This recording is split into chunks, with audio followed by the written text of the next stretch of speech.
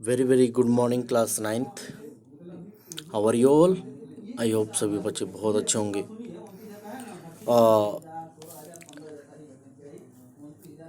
In previous class in the moments we were discussing the lost child. कुछ part आपके इधर हैं, यहाँ से हम शुरू करेंगे। एज द नियर्ड से आपके पास बुक होगी आई होप, तो देखेंगे उसमें। ओके क्या कहता है?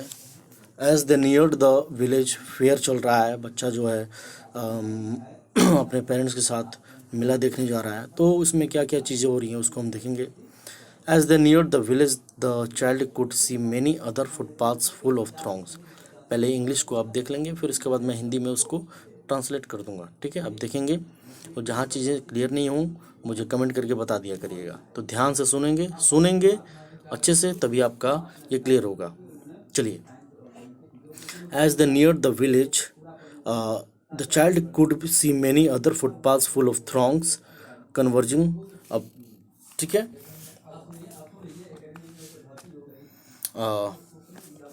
converging to the whirlpool of the fair, and felt at once repelled and fascinated by the confusion of the world he was entering.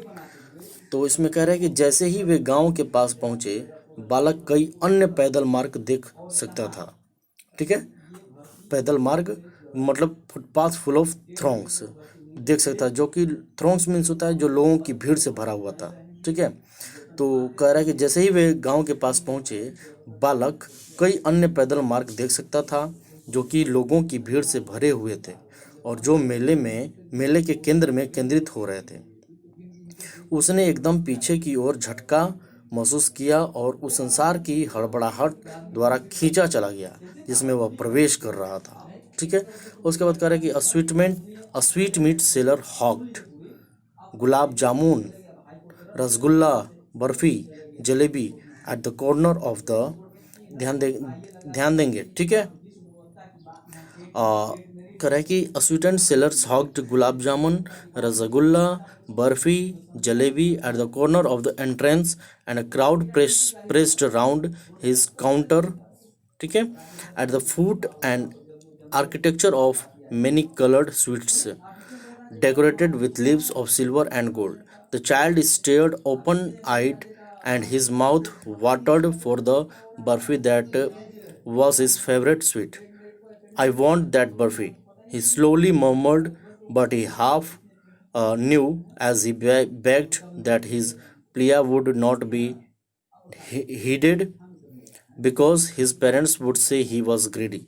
So without waiting for an answer, he moved on. ठीक है, क्या कहते हैं कि यहाँ पे एक मिठाई बेचने वाले ने प्रवेश द्वार के निकट से ही गुलाब जामुन, रसगुल्ला, बर्फी, जलेबी की आवाज़ लगाई और भीड़ ने उसकी बहुत सी रंगीन मिठाइयों से सुसज्जित मंच को दबाया जो कि चांदी और सोने की पत्तियों से सजी हुई थी।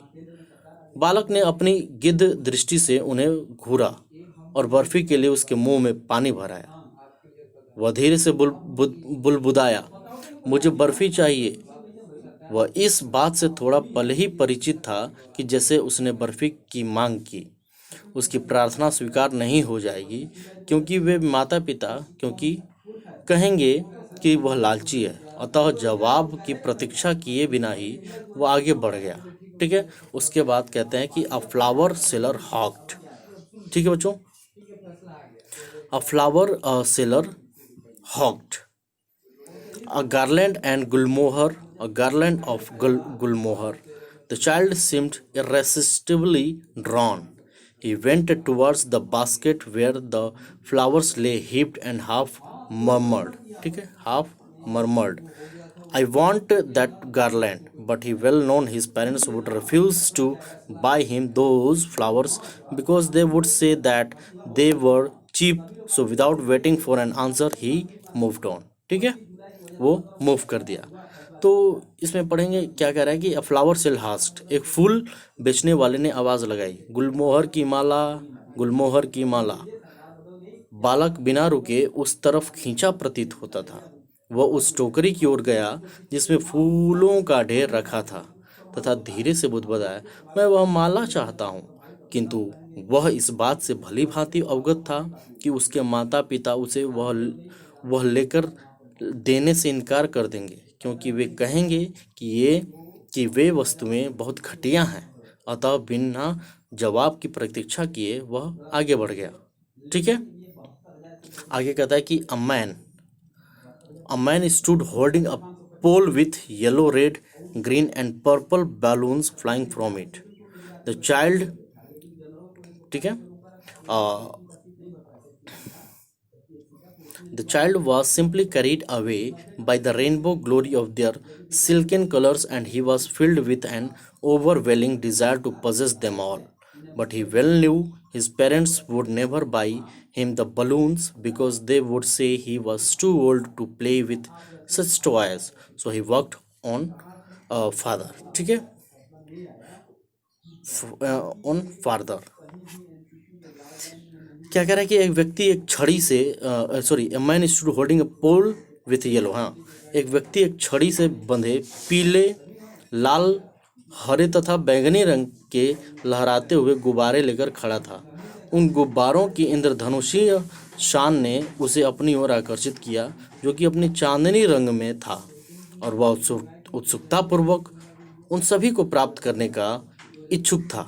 लेकिन वो अच्छी तरह से जानता था कि उसके जनक, जिसके माता पिता हैं, उसको कभी भी गुब्बारे नहीं लेकर देंगे, क्योंकि वह कहेंगे कि वह इतना बड़ा हो गया है कि ऐसे गुब्बारों से खेलना उसके लिए अच्छा नहीं लगता। अतः वह आगे बढ़ गया। ठीक है बच्चों, ये क्लियर है। उसके बाद देखें, आगे देखेंगे।